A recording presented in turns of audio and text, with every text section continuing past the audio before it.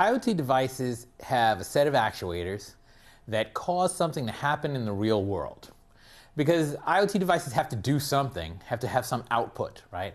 And the output goes to actuators and they cause some event in the real world. Now, this event in the real world might be as simple as putting a message on a screen, right? But it could be more sophisticated than that. It's basically, these are the actuators of the outputs of the IoT device. So it could be visual. Maybe there's an LED or a set of LEDs, lights go off and on.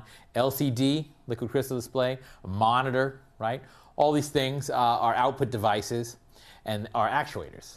Audio, so maybe it's a buzzer or a speaker, so it can make sounds of some kind.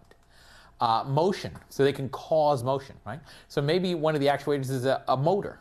That's a common thing, to move something in the physical world. A valve or a pump to move water or some kind of liquid, right? To let them pass through a pipe or something like that. Tactile, so I don't know if you call this tactile, but heating and cooling, right? You can turn on an air conditioner like in this room, the HVAC in the room. Those are actuators.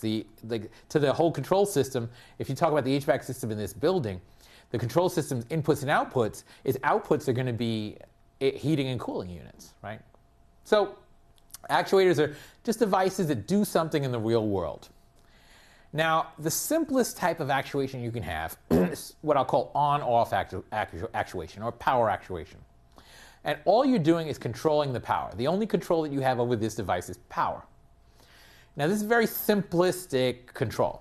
So even complicated actuators can be controlled via power. Minimal control, but you can do something via power. So LEDs, light emitting diodes, you can just turn them off and on. Now, you can be more sophisticated about that. You can make them brighter or darker and all that, but you don't have to. You can just say off, on. You control them in this digital way. A buzzer, you can make it buzz or not buzz, right? A monitor, you can power it on or off.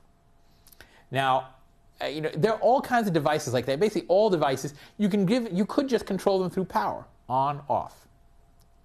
Now, this, for complicated actuators, this doesn't use the full potential of the actuator. Meaning, like with a monitor, right? With a monitor, you could put up messages on there, draw pictures on there, all kinds of sophisticated things. But if you're doing on-off actuation, all you can do is turn it off and on, right? So you're controlling it, but in a minimal way. With an LED. LED off and on is often enough, but you could make it dimmer or brighter, but with on-off actuation, that's not possible. So this is one way to control an actuator, just through power. On-off control may be all that you need. It depends on the application. Maybe all you need is to turn an LED off or on, in which case on-off activation is just fine. Lights in a classroom, yeah. So like in my office, you walk into the room, the light sensor turns the lights on, and it doesn't set the lights at a certain dimness or brightness or something like that. It's either they're all on or all off. So it's sufficient. Also, air conditioning, like HVAC systems, typically, like in my office, the air is on or is off, right? It doesn't get in between, right? So that's mostly satisfactory. One thing to worry about or to be aware of when you're actuating something, and especially in this power mode, is to think about the current limits of the device, of both devices on both sides. So your microcontroller and your actual actuator. Think about their current limits. So, for instance, an LED, typical LED, might only be able to handle 20 milliamps. So you cannot drive it with more than 20 milliamps without hurting it. So you got to make sure somehow that it only is driven with 20 milliamps. So, for instance, putting an appropriate resistor in series with the LED will, using V equals IR, you can put the right size resistor to make sure the current never exceeds a certain threshold. Now, you also have to think about current limits on the other side, on the supply side. So the Arduino, regular Arduino pins, or Arduino Uno, regular pins besides the power and ground, power pin rather, regular pins can only supply 40 milliamps. So if you were driving something that needs more than 40 milliamps, you may have a problem.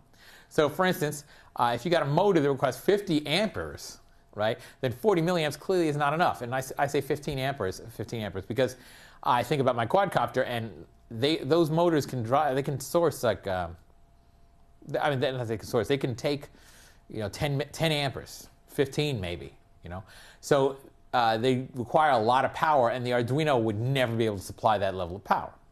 So in a situation like that, the Arduino can't supply it, so you need some other power supply. So like on a quadcopter, there's a big fat battery on the bottom, and that is the power supply.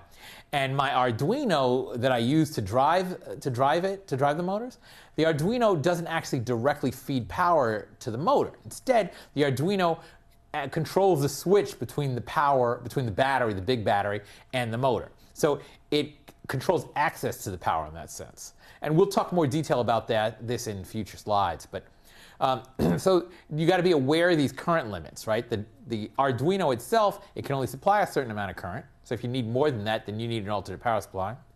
And the device that you're actuating, like say an LED, might only be able to take a certain amount of current. And you got to make sure the Arduino or whatever device it is that drives it can't supply more current than is necessary, than it can take. Thank you.